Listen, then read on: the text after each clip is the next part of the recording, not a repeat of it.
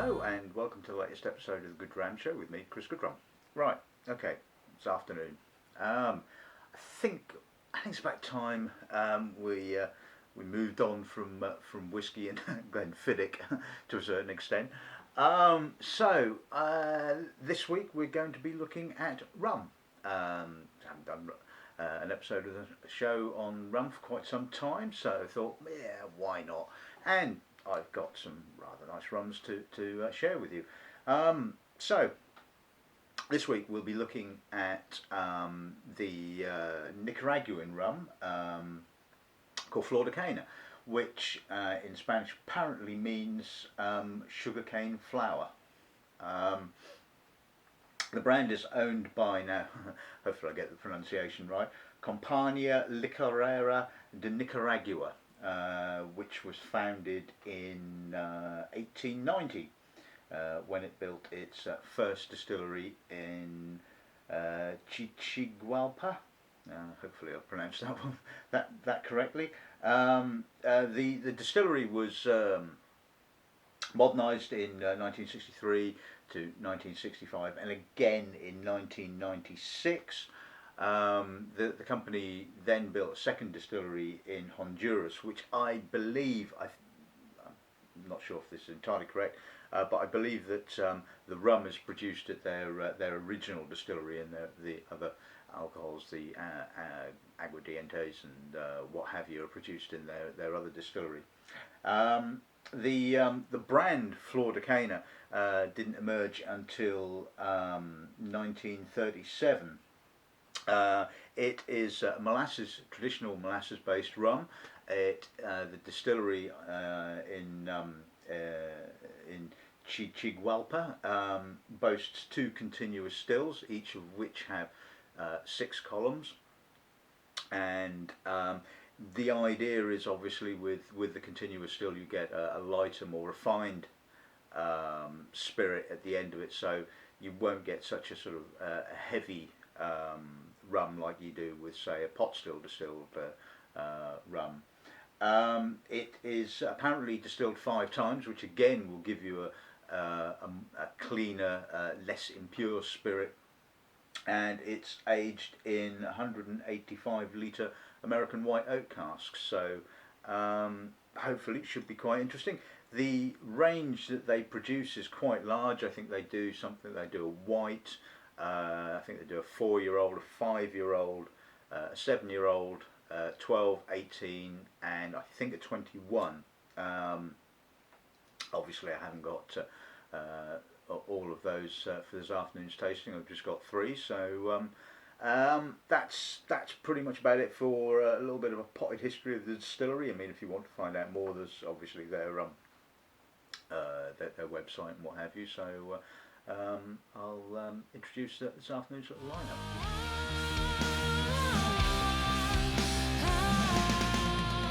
Right, so as I was saying, the distillery produces quite a range of different age statements, but for this afternoon we'll be just obviously looking at 3 of them. We'll be looking at the 7-year-old called the Gran Reserva, bottled at 40%, as are all 3 of these bottlings. This is the 12-year-old, which is called the Centenario 12-year-old, and likewise the 18, called the Centenario 18. So hopefully this should give us an indication of the style of the rum that they produce, and hopefully we will see, as we progress up against the age statements, more complexity developing from oxidization and that kind of thing. So so there you go, that's this afternoon's little lineup, and we may as well make a start with the 7-year-old then.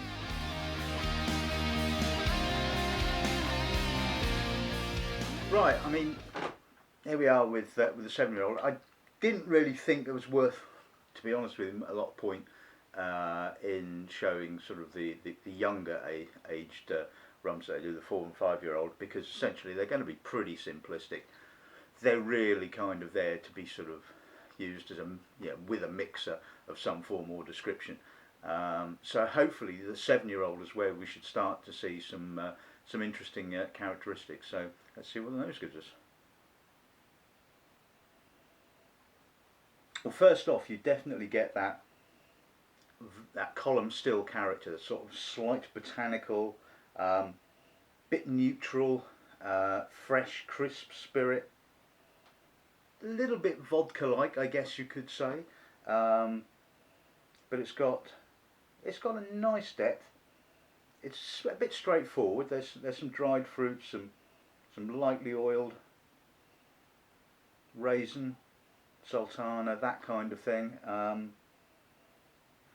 But the main point is this botanical spirit character, and I think this is what we're going to see throughout um, all of these three bottlings. That is the main kind of focus of the spirit itself, that sort of botanically character, which is really nice because it does give it kind of quite a fresh nose. I mean, underneath you can feel it obviously has some weight, some of that sort of molassy, rich character, but it's certainly not got the sort of the dense richness of, say, something like, I don't know, Appleton Estate, for example, or Diplomatico. But you know, it's got a nice nose. It's got a freshness, a lightness of body. I mean, if you don't want such a heavy rum as, say, the Diplomatico, then this is a nice rum to go for. So yeah, some nice fruit, little perfumed edge to it. Yeah, it's pleasant. Palate.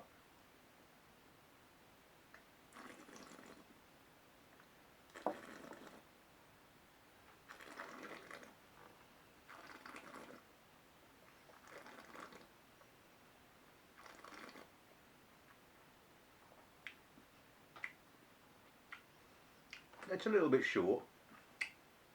It's a bit straightforward, but you know, it's pleasant. Again, it has a sort of botanical, spirity kind of character. A little bit of dried fruit, a little bit of almost slightly burnt spices. Certainly, the burnt spices kind of come through very early on the front palate. It does bitter a little bit at the finish, and I don't think it quite has the weight that you would want. It does kind of, just to kind of balance up the sort of the slight bitterness and the botanical spirit character. I mean, it's not a bad rum at all. I mean, it's pleasant. It's an entry level kind of thing, and I mean, it retails at what, about sort of like 30 to sort of £33, and um, yeah, it's fair. I personally think maybe a little bit cheaper personally. I mean, certainly in that kind of price point, you've got things like the Appleton Estate 8-year-old, which is, you know, fantastic rum. But yeah, it's a nice starter, I think.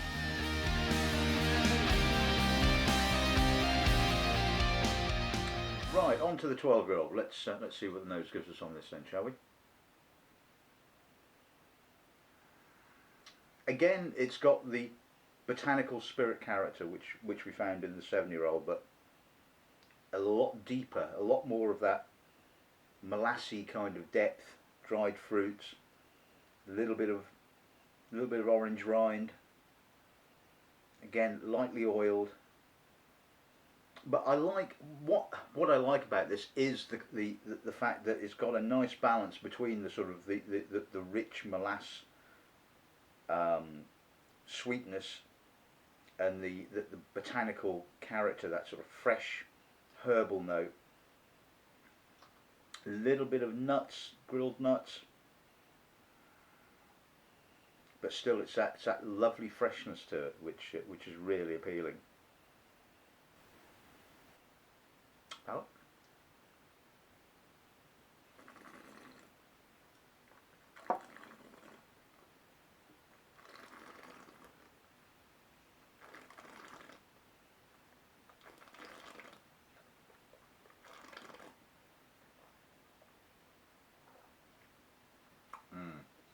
That's a lot better, a lot more powerful, fuller, mouth-filling, licorice, dried fruits, molasses, all kind of coming up first. A little bit of spice, and then the freshness of that botanical spirit kind of comes through on the finish and sort of just kind of cleans the palate quite pleasantly. Um, Again, it's not too heavy. It's a sort of like a medium bodied rum. Um, and yeah, it's got some really nice complexity to it. There's some nice nuttiness. The dried fruit's got a sort of like a light sweetness to it, but that's kind of counteracted to a certain extent by the light spice notes. Lingers, yeah, that is a lovely rum. Yeah, really very nice. And finally, the 18-year-old. As you can see, little bit darker than the 12-year-old. So let's see what the nose gives us on this. Oh, that's nice. That is deep, dense. Again, sort of quite a lot of molassy, treacly, licorice fruit, nutty, but it's just more depth. Again, sort of like swirling around that, you have the botanical spirit note, but it's really harmonious. A little bit of orange rind, again, quite, like I said, quite nutty, but light, elegant, delicate, yet quite robust at the same time. A little bit of violets maybe, slightly perfumed. That is a lovely nose, really very impressive. About.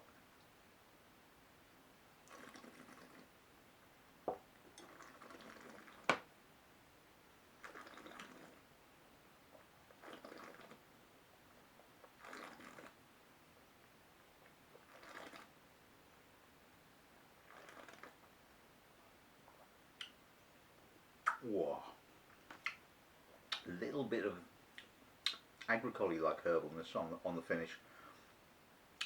Again, rich, dark, dense, mouth filling, but that spirit, botanical spirit character, again, like on the 12-year-old, really freshens the palate up really nicely. A little bit of spice coming through on the aftertaste, dried fruits. Again, an absolutely gorgeous rum, really nice. Not too heavy, not too light, just nicely balanced, not elegant, but it's certainly got some body and some depth. So yeah, that's lovely. Really nice. Excuse me.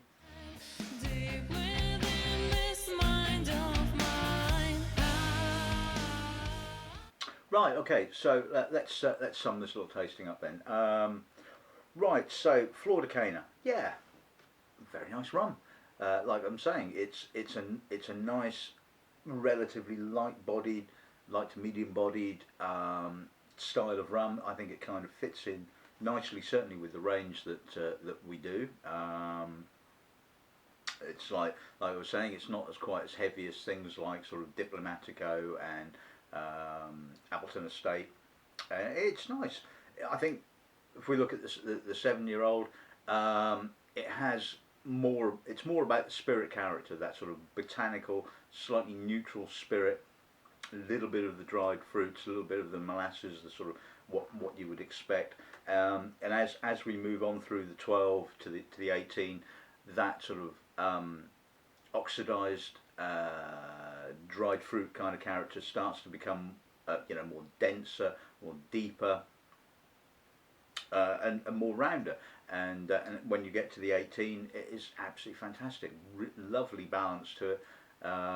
Lovely balance between that sort of dense molasses fruit and the botanical spirit. So yeah, wonderful stuff. Really well balanced. I mean, it's the first time I've tasted this particular rum, but it's certainly one that I think a lot of people that like rum would quite enjoy. I think each one of these particular bottlings has something interesting to say.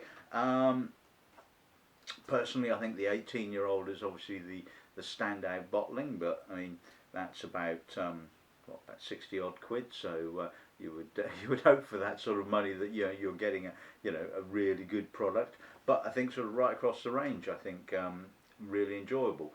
Currently at the moment, I'm just stocking the 12 and the 18. I'm not stocking the 7-year-old, not because I think it's a poor product, but I think sort of just from a personal perspective, I think that the 12 and the 18 has a lot more interest, a lot more to say. So that's basically about it. So yeah, I mean, if you think this is sort of